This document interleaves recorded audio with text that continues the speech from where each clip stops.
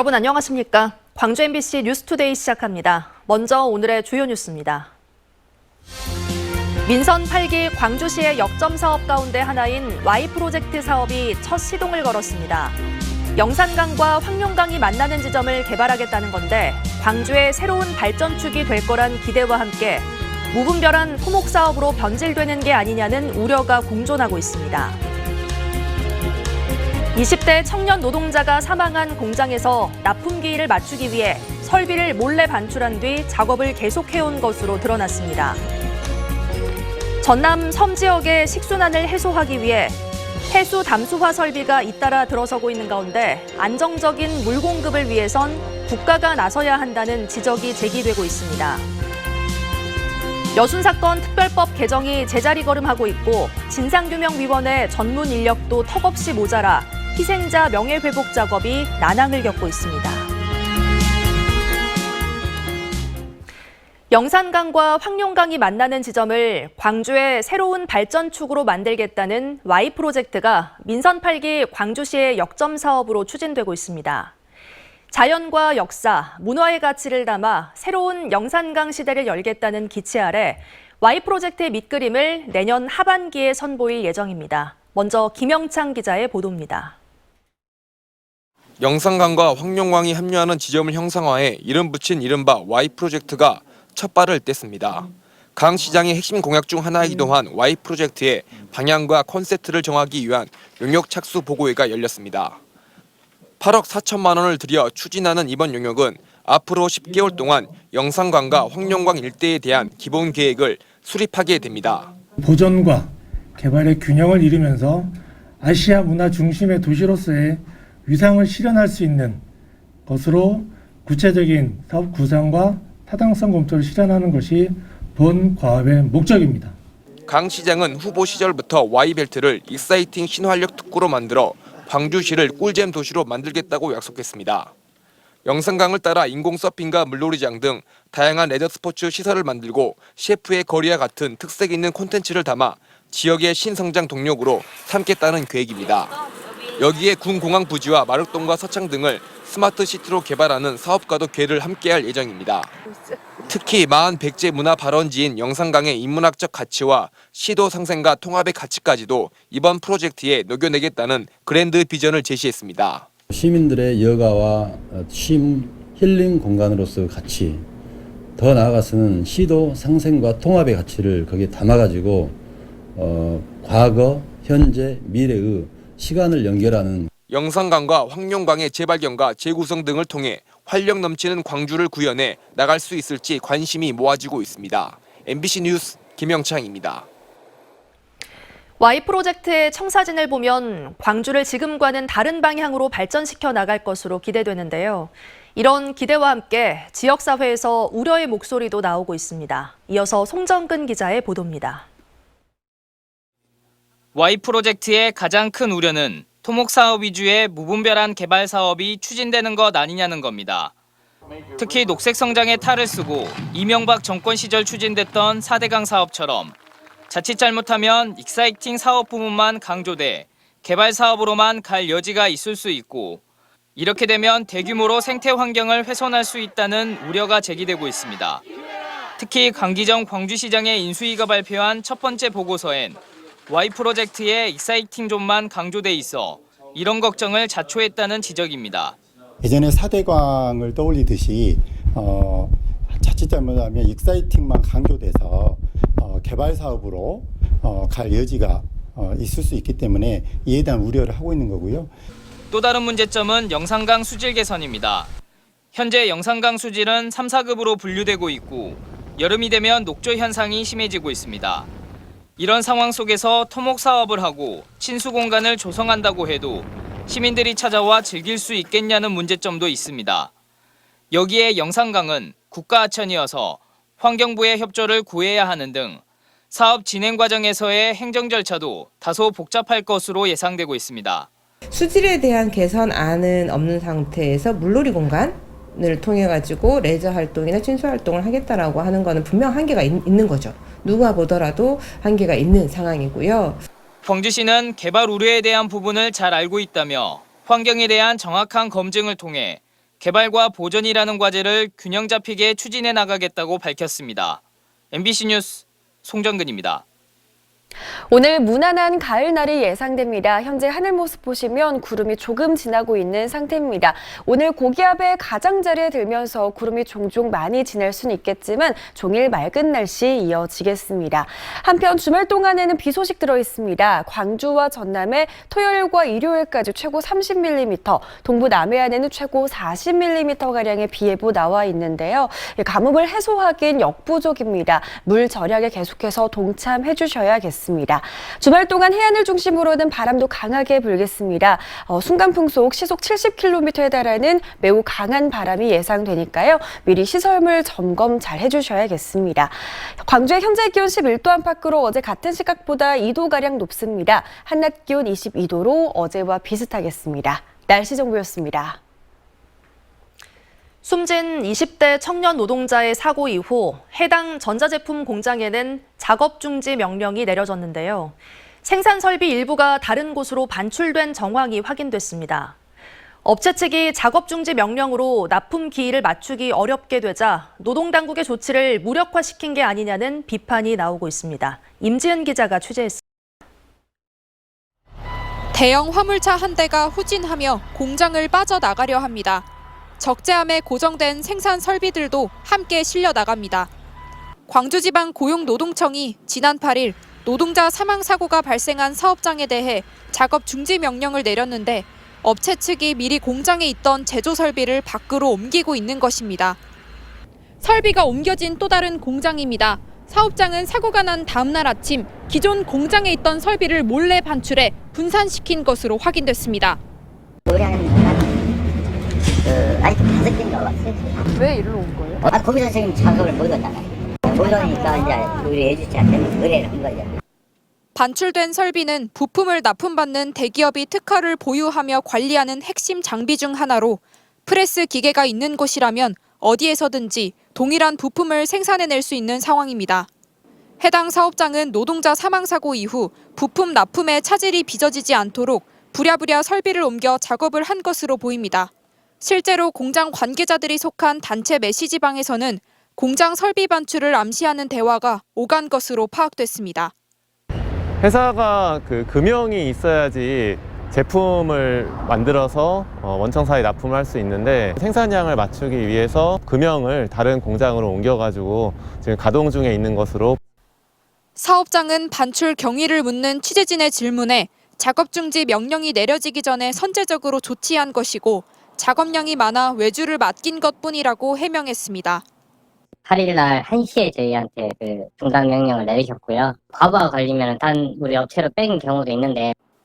한편 광주지방고용노동청은 CCTV를 통해 창고에 보관됐던 설비 일부가 밖으로 나가는 것을 확인했다며 노동자 사망 사고 이후에 설비가 옮겨진 공장에도 사용 중지 명령을 추가로 내릴 예정이라고 밝혔습니다. 또 해당 사업장 역시 관련 법 위반 사실이 드러날 경우 사법 처리가 가능한지도 검토하고 있습니다. MBC 뉴스 임지은입니다. 군부대 주둔으로 시민 접근이 통제됐던 무등산 정상이 내년 9월부터 상시 개방됩니다. 더불어민주당 송갑석 의원은 보도자료를 내고 무등산 정상부 인왕봉 상시 개방 시기를 내년 9월로 확정했다며 올해 안에 공군과 국립공원관리공단, 광주시 등이 협약을 체결할 계획이라고 밝혔습니다. 이에 따라 해당 기관들은 무등산 방공포대 이전 협의회 첫 회의를 열고 추진 일정 등을 논의했습니다.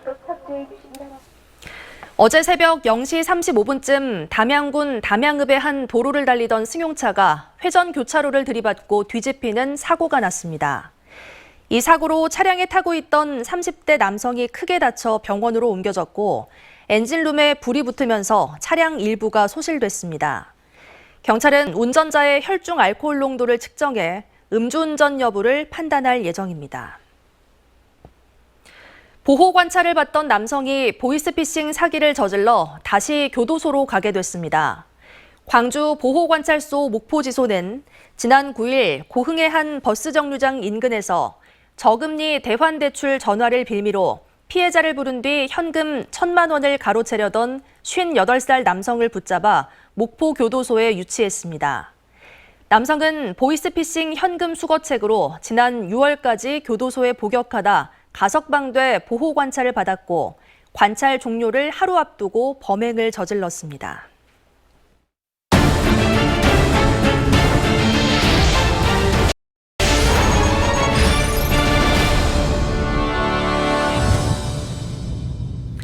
광주의 식수난이 갈수록 심각해지고 있는 가운데 전남 섬 지역은 형편이 더 좋지 않습니다.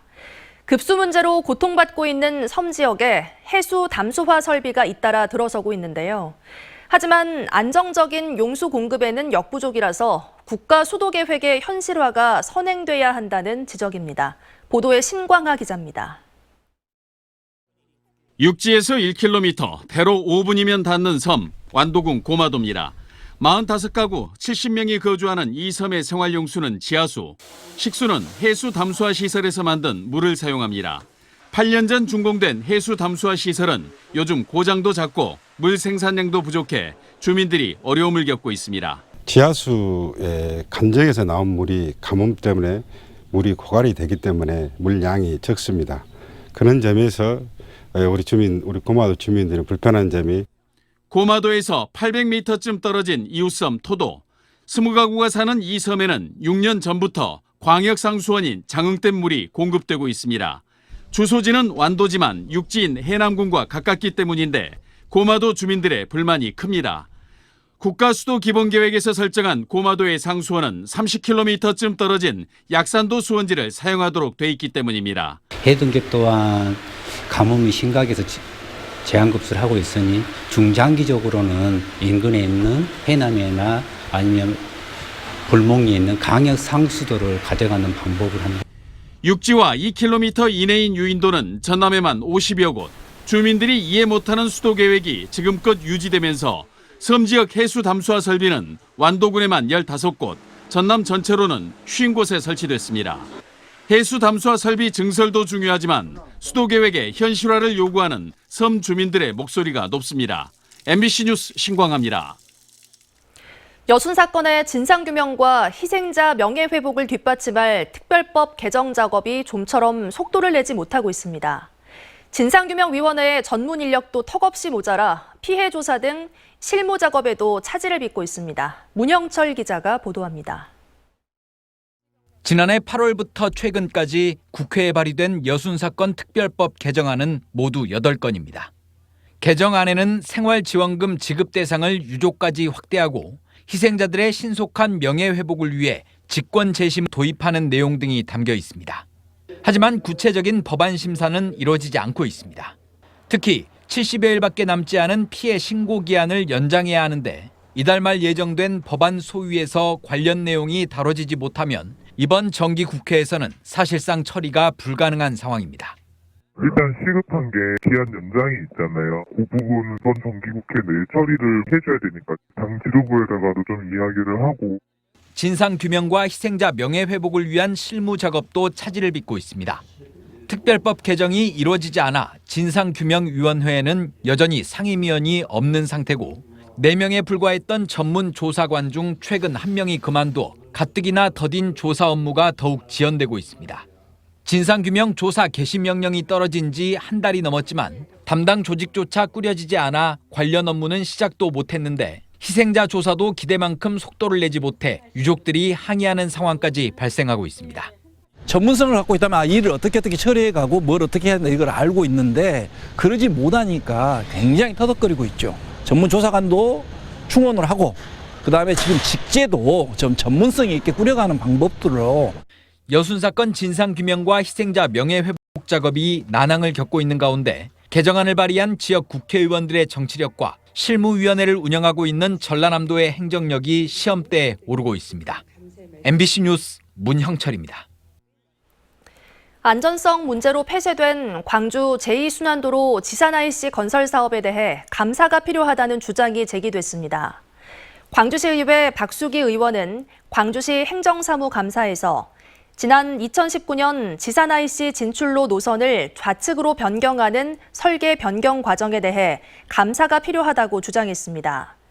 그러면서 터널 출구에서 진출로까지 이격거리가 70m에 불과해 국토부 규정에도 턱없이 못 미치는 기형적인 진출로라고 지적했습니다. 한편 지사나이 씨는 지난해 11월 개통될 예정이었지만 안전성 문제로 전면 재검토됐습니다. 정부가 에너지 환경 변화에 따른 재생에너지 정책 개선 방안을 통해 태양광을 줄이고 풍력 발전량을 늘리기로 하면서 전라남도가 후속 조치에 나섭니다. 이번 개선 방안에는 2030년까지 풍력 보급 목표를 연 1.9기가와트, 태양광과 풍력 발전량 비율을 60대 40으로 풍력을 늘리는 내용이 담겼습니다. 전라남도는 이를 계기로 풍력 발전 보급 촉진 특별법과 해상 풍력 보급 확대를 위한 제도 개선에 속도를 내겠다고 밝혔습니다. 사료비가 크게 오른 가운데 전라남도가 270억 원의 특별 사료 구매 자금을 추가로 지원합니다. 전라남도는 축산농가의 사료 구매와 외상 금액 상환을 위해 해마다 500억 원 수준의 사료 구매 자금을 지원하고 있는데 올해는 사료비 급등에 따른 농가의 부담을 덜어주기 위해 2,700억 원까지 늘렸습니다. 오늘 대체로 무난한 가을날 예상됩니다. 현재 하늘 모습 보시면 구름 조금 지나고 있는 상태인데요. 고기압의 가장자리에 들면서 때때로 구름이 많이 지날 수 있겠지만 종일 맑은 날씨 이어지겠습니다. 늦은 밤부터는 날이 점차 흐려지겠고요. 다가오는 주말 동안에는 가을비 소식 들어있습니다. 광주와 전남에 5에서 30mm, 동부 남해안에는 10에서 40mm가량의 비 예보 나와 있는데요. 가뭄을 해소하긴 역부족입니다. 물 절약에 계속해서 적극 동참해 주시길 바랍니다. 주말 동안 바람도 강하게 불겠습니다. 전남 해안을 중심으로 순간 풍속 시속 70km에 달하는 매우 강한 바람 예상됩니다. 미리 피해 없도록 시설물 점검 철저히 하셔야겠습니다. 광주의 현재 기온 11도 안팎으로 어제 같은 시각보다 2도가량 높습니다. 한낮 기온 22도로 어제와 비슷하겠습니다. 대부분 지역의 낮 기온 20도를 웃돌면서 낮 동안에 아주 포근하겠고요. 구리의 4도 안팎으로 출발해 한낮 기온 21도로 일교차는 여전히 크겠습니다. 바다의 물결은 전해상에서 최고 1.5m로 잔잔하게 일겠습니다. 이번 주말 비가 지나고 나면 다음 주부터는 기온이 한 폭 더 떨어집니다. 아침 기온 한 자릿수대에 머물겠고요. 한낮 기온 15도 안팎 예상됩니다. 날씨 정보였습니다. 이상으로 뉴스 마칩니다. 시청해주신 여러분 고맙습니다.